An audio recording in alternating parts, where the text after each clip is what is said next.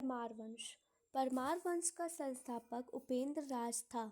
इसकी राजधानी धारा नगरी थी। प्राचीन राजधानी उज्जैन थी। परमार वंश का सर्वाधिक शक्तिशाली शासक राजा भोज था। राजा भोज ने भोपाल के दक्षिण में भोजपुर नामक झील का निर्माण करवाया। नैषधीय चरित के लेखक श्रीहर्ष व प्रबंध चिंतामणि के लेखक मेरुतुंग थे। राजा भोज ने चिकित्सा, गणित एवं व्याकरण पर कई ग्रंथ लिखे। भोजकृत युक्ति कल्पतरु में वास्तुशास्त्र के साथ साथ विविध वैज्ञानिक यंत्रों व उनके उपयोग का उल्लेख है। नवसहस्रांग चरित के रचयिता पद्मगुप्त, दशरूपक के रचयिता धनंजय, धनिक, हलायुध एवं अमित गति जैसे विद्वान वाक्यपत मुंज के दरबार में रहते थे। कविराज की उपाधि से विभूषित शासक कौन सा था? तो वो था राजा Bhoj. Very important point. Bhoj ने अपनी राजधानी सरस्वती मंदिर का निर्माण करवाया था। यानी जो भोज की राजधानी थी उसमें वहाँ पर उसने सरस्वती मंदिर का निर्माण करवाया। इस मंदिर के परिसर में संस्कृत विद्यालय भी खोला गया। राजा भोज के शासनकाल में धारा नगरी विद्या और विद्वानों का प्रमुख केंद्र थी। वेरी इंपॉर्टेंट पॉइंट कि धारा नगरी किस शासक के शासनकाल में विद्वानों का केंद्र थी? तो राजा भोज के। इसने चित्तौड़ में त्रिभुवन नारायण मंदिर का निर्माण करवाया। भोजपुर नगर की स्थापना राजा भोज ने की थी। जैसा कि नाम से स्पष्ट है, भोजपुर परमार वंश के बाद तोमर वंश का, उसके बाद चहमान वंश का और अंततः 1297 ईस्वी में अलाउद्दीन खिलजी के सेनापति नसरत खां और उलू खां ने मालवा पर अधिकार कर लिया। ये है हमारा परमार वंश। चंदेल वंश। प्रतिहार साम्राज्य के पतन के बाद बुंदेलखंड की भूमि पर चंदेल वंश का स्वतंत्र राजनीतिक इतिहास प्रारंभ हुआ।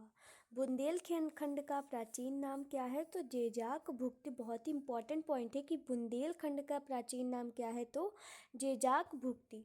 चंदेल वंश का संस्थापक कौन था? तो नन्नुक, 831 ईस्वी।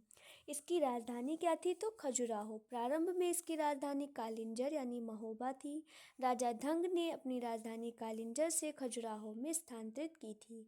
चंदेल वंश का प्रथम स्वतंत्र एवं सबसे प्रतापी राजा यशोवर्मन था। यशोवर्मन ने कन्नौज पर आक्रमण करके प्रतिहार राजा देवपाल को हराया और उससे एक विष्णु की प्रतिमा प्राप्त की, जिसे उसने खजुराहो के विष्णु मंदिर में स्थापित किया। धंग कौन है? तो धंग ने जिन्ननाथ, विश्वनाथ और वैद्यनाथ मंदिर का निर्माण कराया। कंदरिया महादेव मंदिर, बहुत ही इंपॉर्टेंट, का निर्माण धंग देव द्वारा 999 ईस्वी में किया गया। धंग ने गंगा जमुना के संगम में शिव की आराधना करते हुए अपने शरीर का त्याग किया। चंदेल शासक विद्याधर ने कन्नौज के प्रतिहार शासक राजपाल की हत्या कर दी, क्योंकि उसने महमूद के आक्रमण का सामना किए बिना ही आत्मसमर्पण कर दिया था। विद्याधर अकेला ऐसा भारतीय नरेश था जिसने महमूद गजनी की महत्वाकांक्षाओं का सफलतापूर्वक प्रतिरोध किया। चंदेल शासक कीर्तिवर्मन की राज्यसभा में रहने वाले कृष्ण मिश्र ने प्रबोध चंद्रोदय की रचना की थी। इन्होंने महोबा के समीप कीर्तिसागर नामक जलाशय का निर्माण किया। आल्हा उदल, बहुत इंपॉर्टेंट, नामक 2 सेना नायक परमारदिदेव के दरबार में रहते थे। किसके दरबार में? परमारदिदेव, जिन्होंने पृथ्वीराज चौहान के साथ युद्ध करते हुए अपनी जान गंवाई थी। चंदेल वंश का अंतिम शासक वो था परमारदिदेव। 1202 ईस्वी में कुतुबुद्दीन ऐबक की अधीनता इसने स्वीकार कर ली थी। इस पर उसके मंत्री अजय देव ने उसकी हत्या कर दी।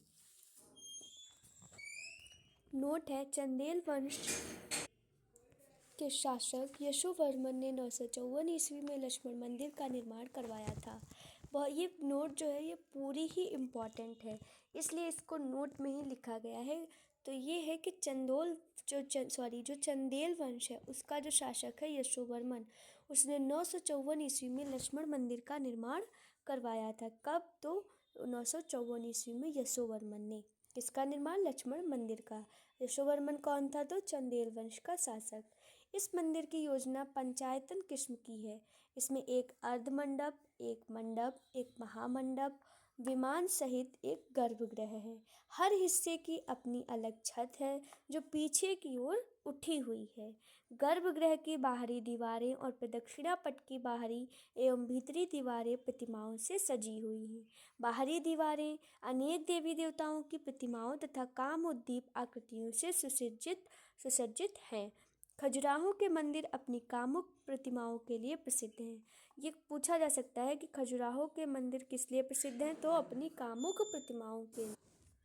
और ऐसे भी पूछा जा सकता है कि कामुक प्रतिमाओं के लिए प्रसिद्ध मंदिर कौन सा है, तो खजुराहो मंदिर। मंदिर के चारों कोनों पर देवालय बने हैं, जिनमें 3 देवालयों में विष्णु की और एक में सूर्य की प्रतिमा है। तो जो है मंदिर में जो है 4 देवालय बने हुए हैं, जिसमें से 3 में विष्णु की और एक में सूर्य की प्रतिमा है, जिसे देवालय की छत पर बनी केंद्रीय प्रतिमा से पहचाना जा सकता है। तो ये थी चंदेल वंश के बारे में important information. Thanks for watching.